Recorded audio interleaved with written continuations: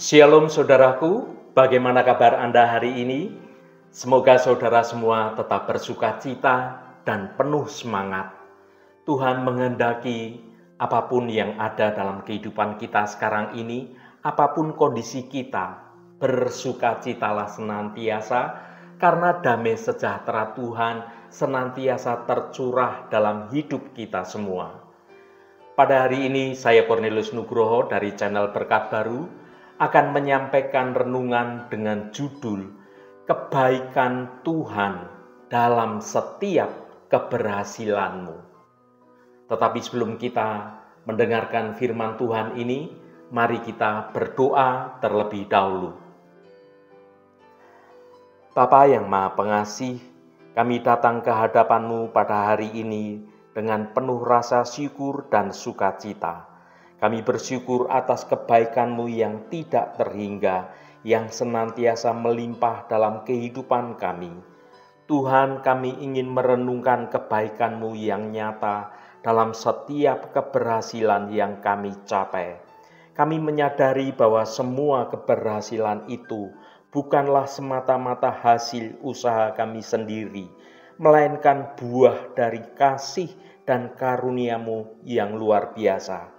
Ya Tuhan, terimalah pujian dan ucapan syukur kami atas segala kebaikan-Mu dalam hidup kami. Kiranya kami selalu hidup dalam kasih dan penyertaan-Mu, sehingga kami dapat terus bertumbuh dan menghasilkan buah yang baik bagi kemuliaan nama-Mu. Dalam nama Tuhan Yesus Kristus kami berdoa. Haleluya. Amin. Saudaraku yang terkasih, ada seorang supir taksi sempat bersungut-sungut ketika mendapati penumpang yang hanya menggunakan jasa taksinya dengan jarak yang dekat.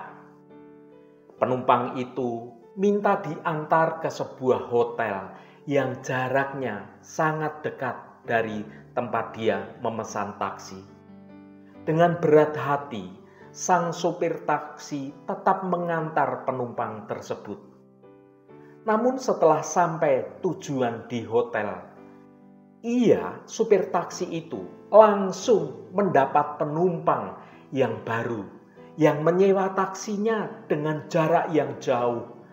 Karena sang supir taksi harus mengantar penumpang itu keluar kota dengan perjalanan pulang pergi.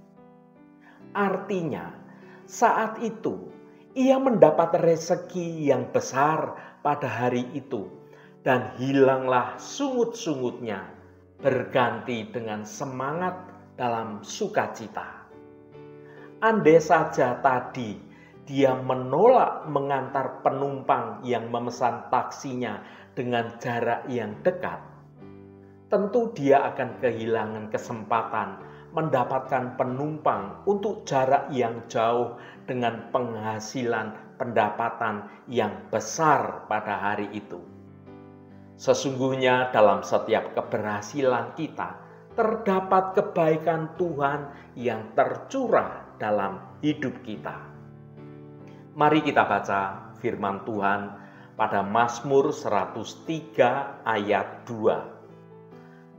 Pujilah Tuhan, hai jiwaku, dan janganlah lupakan segala kebaikannya. Saudaraku, Mazmur 103 merupakan mazmur yang penuh syukur dan pujian kepada Tuhan atas kasih dan kebaikan Tuhan yang berlimpah.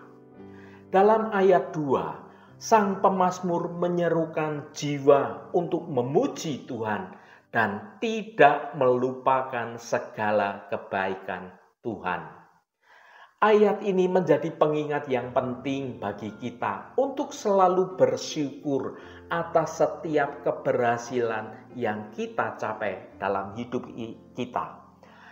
Ucapan syukur ini sebagai pengakuan kita bahwa semua pencapaian yang ada pada kita bukan karena hanya usaha kita, tetapi sesungguhnya karena kemurahan Tuhan, karena kebaikan Tuhan, karena campur tangan Tuhan. Saudaraku yang dikasihi Tuhan, kita mengetahui bahwa bangsa Israel adalah bangsa pilihan. Tuhan mengasihi mereka, bangsa Israel ini. Lihatlah bagaimana Tuhan menunjukkan kuasa dan kedahsyatannya saat di Mesir sebelum mereka keluar dari sana. Namun, baru saja bangsa Israel ini keluar dari Mesir menyaksikan bagaimana Tuhan banyak membuat mukjizat dalam perjalanan mereka.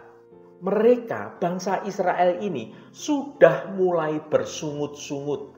Setiap ada sedikit tantangan atau ada kesulitan, bangsa ini dengan mudahnya melupakan kebaikan Tuhan dan mereka mulai bersungut-sungut dan menjadi marah-marah. Dengan mudahnya orang-orang ini komplain pada sang pemimpin mereka, yaitu Musa.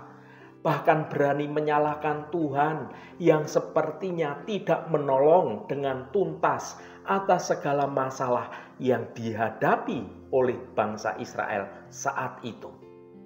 Saudaraku, akar dari semua kemarahan bangsa Israel ini adalah mereka tidak puas kepada Tuhan saat perhatian mereka beralih pada persoalan, pada segala hiruk-pikuk dunia saat itu. Bangsa ini menjadi gagal dalam memahami rancangan Tuhan pada hidup mereka di masa yang akan datang. Pikiran senantiasa terfokus pada persoalan, pada kesulitan yang saat mereka hadapi. Bahkan pikiran mereka tertinggal pada waktu mereka hidup di tanah Mesir. Mereka masih membawa masa lalunya sewaktu tinggal sebagai budak di tanah Mesir. Mereka bangsa Israel bukannya bersyukur sebagai bangsa yang merdeka, sudah dilepaskan statusnya sebagai bangsa yang diperbudak. Sehingga begitu mereka terantuk pada berbagai kesulitan, mulailah mereka bersungut-sungut marah pada Tuhan dan mulai membandingkan kehidupan mereka saat di padang pasir dibandingkan dengan waktu hidupnya mereka di Mesir. Padahal waktu mereka di Mesir, mereka itu diperlakukan sebagai budak. Ya saudaraku, ketika orang mulai bersungut-sungut dan tidak ada sukacita, apalagi mengucap syukur, maka saat itu juga orang tersebut mulai melupakan akan kebaikan Tuhan dan orang itu mulai gagal dalam mempercayai bahwa Allah memiliki rancangan yang baik atas hidupnya. Apapun kondisi kita sekarang ini, saudaraku, tetaplah mari kita bersukacita, berusaha bersukacita. Jangan lupa akan kebaikan Tuhan dan tetaplah percaya bahwa Tuhan akan senantiasa ada untuk menolongmu kembali berjalan dalam rancangan Tuhan yang baik atas hidupmu. Maka ketika kita sedang ada dalam banyak masalah, tetaplah kita hidup dalam kebenaran Tuhan, supaya pertolongan Tuhan segera datang pada kita. Ketika hatimu mulai resah dan engkau mulai bersungut-sungut, mulai bergumam dan katakanlah kepada dirimu sendiri. Katakan dengan iman yang kuat dan bangunlah kesadaranmu. Ucapkanlah demikian saudaraku. Pujilah Tuhan, hai jiwaku, dan janganlah lupakan segala kebaikannya. Kalau saya contohnya, maka saya akan berkata, pujilah Tuhan, hai Nugroho, dan jangan lupakan segala kebaikan Tuhan. Ya saudaraku, keberhasilan yang kita capai dalam hidup, baik itu besar maupun kecil, tidak terlepas dari campur tangan Tuhan. Dia adalah sumber kekuatan, sumber hikmat, dan segala kesempatan dalam membuka jalan bagi kita untuk meraih mimpi dan cita-cita kita. Ada beberapa poin penting tentang kebaikan Tuhan.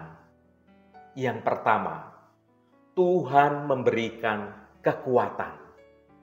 Dalam kelemahan dan keterbatasan kita, Tuhan memberikan kekuatan untuk kita dapat bangkit dan terus melangkah maju. Tuhan meneguhkan hati dan pikiran kita dalam menghadapi setiap tantangan dan rintangan yang ada. Yang kedua, Tuhan memberikan hikmat. Dalam kebingungan dan ketidakstabilan, Tuhan memberikan hikmat untuk membuat keputusan yang tepat. Kita akan ditolong, dituntun mengambil langkah yang benar. Tuhan akan menuntun langkah kita menuju jalan yang terbaik sesuai dengan rancangannya. Yang ketiga, Tuhan memberikan kesempatan. Dalam keterbatasan peluang yang ada, Tuhan akan membukakan jalan-jalan yang baru dan menciptakan kesempatan yang tidak terduga. Dia mempertemukan kita dengan orang-orang yang tepat dan memberikan sumber daya yang kita butuhkan. Saudaraku yang dikasihi Tuhan Yesus Kristus, hidup yang berhasil dan hidup yang sukses adalah suatu yang diharapkan oleh setiap orang. Apakah sukses dalam pekerjaan, sukses dalam pelayanan, atau sukses dalam keluarga? Begitu kuatnya keinginan manusia untuk hidup sukses, maka tidak jarang manusia di dunia ini menghalalkan segala cara untuk mencapai keinginannya tersebut. Karena menghalalkan segala cara itulah, maka sikap jatuh menjatuhkan, sikut menyikut, fitnah memfitnah pun sering dipakai.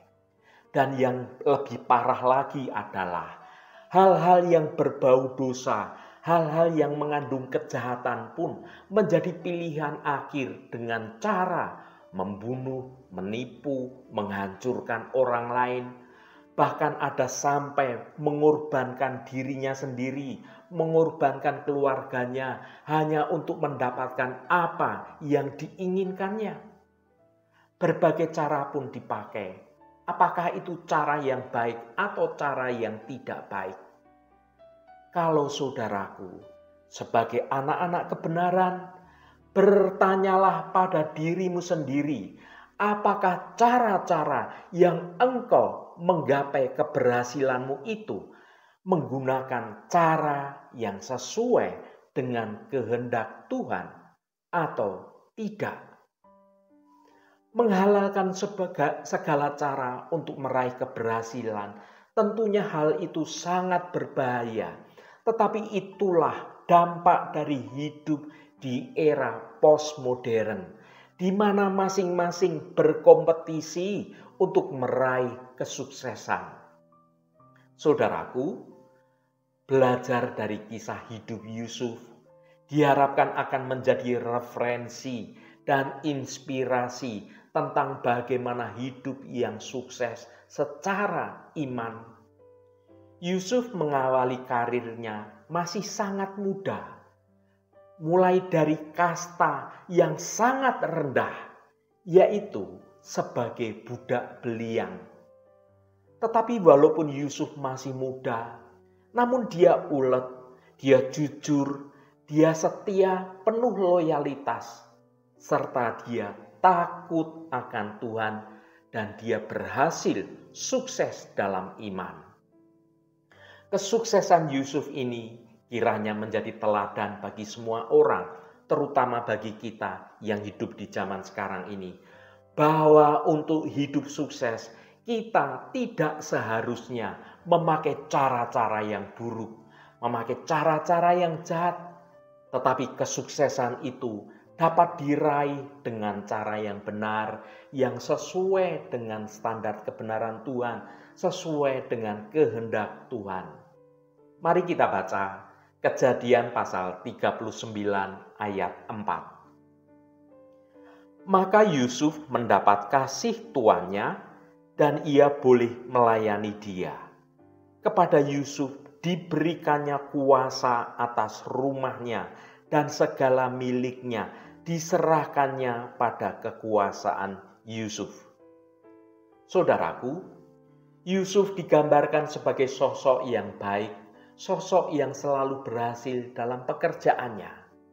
Pribadi Yusuf mendapat perhatian dari Potifar, sehingga Yusuf mendapat kepercayaan dari tuannya dengan mendapatkan kuasa atas rumah dan segala miliknya. Yusuf dianggap sebagai sosok yang menguntungkan, dipercaya, sekaligus sebagai sosok yang diberkati oleh Tuhan. Ya, saudaraku, Yusuf selalu berhasil dalam pekerjaannya karena dia hidup dalam kebenaran dan kasih Tuhan. Tuhan selalu menyertai dan memberkati Yusuf. Tetapi dalam hidupnya yang lurus dan Tuhan selalu menyertai, bukan berarti Yusuf selalu baik-baik saja dan hidupnya tidak ada masalah. Yusuf sebagai pribadi yang menawan, yang punya kelebihan secara fisik, dia muda, tampan, elok. Kelebihan dan ketampanan Yusuf akhirnya menjadi masalah karena telah mendatangkan birahi bagi istri Potifar. Yusuf mendapatkan godaan terus-menerus dari hari ke hari, dari waktu ke waktu dari istri Potifar. Tetapi Yusuf tetap menjaga integritasnya sebagai orang benar. Meskipun Yusuf digoda terus-menerus oleh istri Potifar. Perhatikan kata terus-menerus. Ini adalah suatu kejadian yang intensitasnya sangat tinggi dan berlangsung cukup lama. Dan yang menggoda adalah seorang wanita cantik, istri seorang pejabat tinggi pada pemerintahan negara besar di zaman itu. Potifar adalah pejabat istana di negara Mesir. Negara Mesir pada zaman itu adalah negara yang berkuasa, negara yang besar, negara yang maju.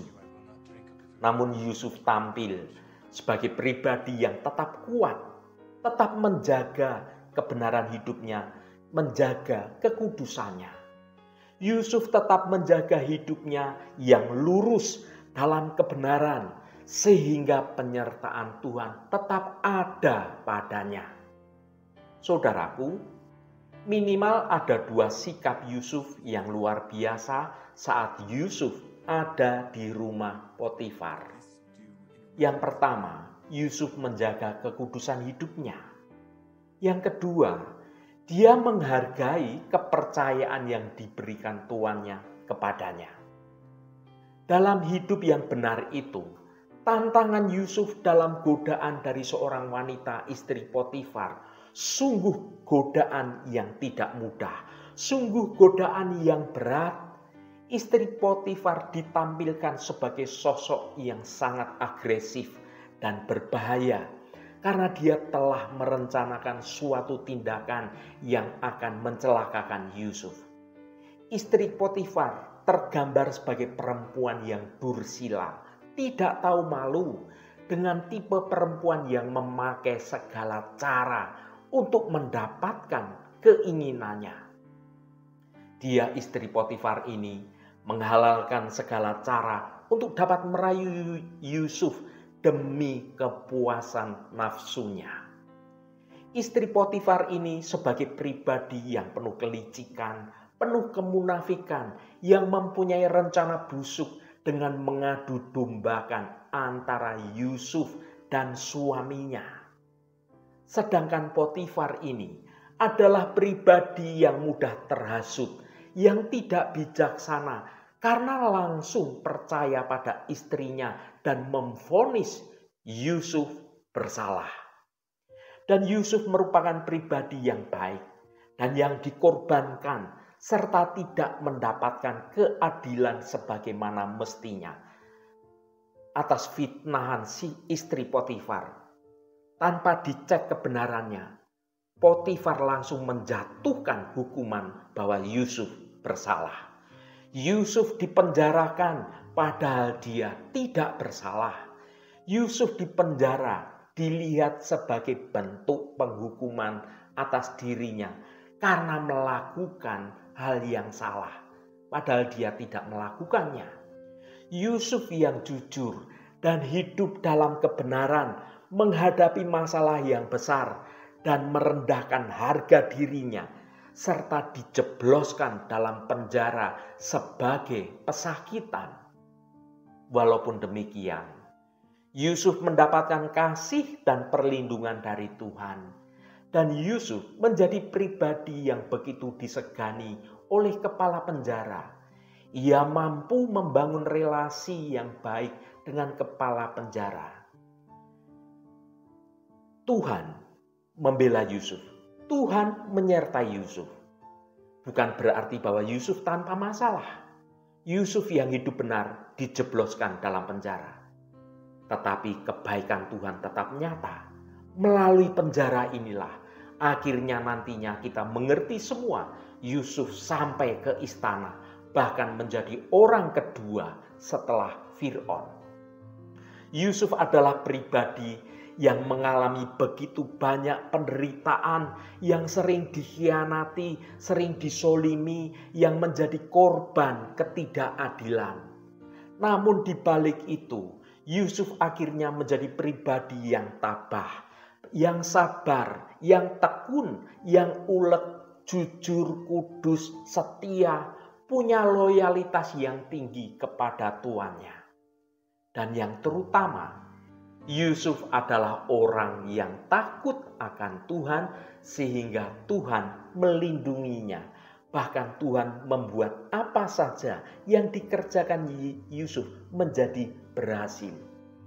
Saudaraku yang terkasih, cara hidup Yusuf menjadi contoh bahwa meraih sukses tidak perlu menghalalkan segala cara. Kesuksesan itu adalah puncak dari kerja keras, tetapi juga sebagai berkat dari Tuhan. Jadi cara-cara yang menghalalkan segala cara harus ditolak. Sikap jatuh, menjatuhkan, memfitnah untuk meraih sukses tidak perlu dilakukan sebagai anak-anak Tuhan. Orang Kristen harus menunjukkan bahwa sikap jujur, penuh loyalitas, serta kekudusan harus terus dijaga dimanapun kondisi kita, dimanapun kita berada, apapun kondisi kita. Yusuf juga mengingatkan bahwa kekudusan itu bukan hanya soal kerja, tetapi soal iman, ketaatan kepada Tuhan. Saudaraku yang diberkati Tuhan, kita sebagai anak-anak Tuhan yang hidup dalam kebenaran, maka kita harus menunjukkan sikap jujur, penuh loyalitas, serta kekudusan harus terus dijaga dimanapun kita berada. Kita harus mengembangkan pola hidup yang benar, berkompetisi secara sehat, dan menjauhkan diri dari suap menyuap, sikut menyikut, saling menjatuhkan, memfitnah, dan perbuatan-perbuatan lain yang Tuhan tidak berkenan. Saudaraku, hiduplah dengan benar, berjalanlah di jalan yang lurus, supaya penyertaan Tuhan senantiasa ada pada engkau. Kalau Tuhan ada di pihakmu, maka semua pekerjaanmu akan diberkati dan Tuhan akan membuat berhasil. Dan ketika engkau menikmati keberhasilanmu, jangan lupakan kebaikan Tuhan. Karena semua pencapaianmu itu karena perkenanan Tuhan saja. Haleluya, Tuhan memberkati kita semua. Mari kita tutup renungan ini dengan berdoa.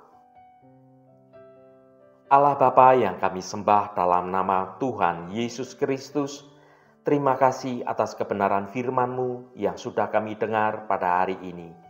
Bapa kami yang penuh kasih, kami datang kepadamu hari ini dengan hati penuh syukur atas segala kebaikan-Mu dalam hidup kami. Terlebih dalam keberhasilan yang telah kami capai, kami menyadari bahwa itu semua adalah berkat dari Engkau. Tuhan, kami bersyukur atas kasih setia-Mu yang tidak terhingga. Engkau selalu menyertai kami di setiap langkah kami, memberikan kekuatan dan hikmat dalam menghadapi segala rintangan. Kami tahu bahwa kami tidak dapat mencapai semua ini tanpa bantuan Engkau. Kami bersyukur atas talenta dan kemampuan yang Engkau berikan kepada kami. Tuhan, kami bersyukur atas kesempatan yang Engkau berikan untuk belajar dan berkembang. Kami bersyukur atas orang-orang yang Engkau tempatkan di sekitar kami, yang selalu mendukung dan mendorong kami. Terima kasih Tuhan, Roh Kudus yang akan menolong kami untuk kami sungguh-sungguh mau mendengar kehendak-Mu dan rancangan-Mu dalam hidup kami. Tuhan, secara khusus kami berdoa untuk saudara-saudara kami dimanapun berada yang saat ini sedang menderita sakit atau sedang mengalami pergumulan dalam hidupnya. Kami mohon jamahan-Mu agar kuasa penyembuhan boleh terjadi pada saudara-saudara kami yang sedang sakit. Jamahan dan lawatan Engkau juga terjadi pada saudara-saudara kami yang sedang dalam persoalan dan pergumulan. Engkau bukakan jalan keluar bagi mereka, agar hidup mereka boleh menikmati berkat-berkat kemurahan-Mu. Berkati mereka yang hari ini berulang tahun Tuhan. Engkau tambahkan 1 tahun lagi. Terima kasih buat anugerah-Mu, umur panjang di tangan kanan dan kekayaan serta hormat di tangan kiri. Berkat Tuhan mengalir bagi setiap mereka yang hari ini berulang tahun. Terima kasih Tuhan, segala hormat, pujian, dan ucapan syukur hanya bagi nama-Mu yang kudus. Saudaraku, mari kita berdoa Bapa kami. Bapa kami yang ada di surga, dikuduskanlah nama-Mu, datanglah kerajaan-Mu, jadilah kehendak-Mu di bumi seperti di surga. Berikanlah kami pada hari ini makanan kami yang secukupnya, dan ampunilah kami akan kesalahan kami, seperti kami juga mengampuni orang yang bersalah kepada kami. Dan janganlah membawa kami ke dalam pencobaan, tetapi lepaskanlah kami daripada yang jahat. Karena Engkaulah yang empunya kerajaan dan kuasa dan kemuliaan sampai selama-lamanya. Saudaraku, bukalah hatimu dan tengadahkan tanganmu. Terimalah berkat Tuhan. Tuhan memberkati engkau dan melindungi engkau. Tuhan menyinari engkau dengan wajah-Nya dan memberikan kasih karunia. Tuhan menghadapkan wajah-Nya kepadamu dan memberikan damai sejahtera. Berkat anugerah dari Bapa Surgawi, cinta kasih karunia dari Tuhan Yesus Kristus dalam persekutuan dan penghiburan Roh Kudus menyertai kita semua sekarang ini dan sampai selama-lamanya. Dalam berkat Tuhan Yesus Kristus, haleluya, amin. Puji Tuhan saudaraku semua, saya percaya firman Tuhan hari ini sudah menjadi berkat yang akan menuntun hidup kita semua. Roh Kudus senantiasa menolongmu dan menuntunmu hidup dalam jalan kebenaran Tuhan.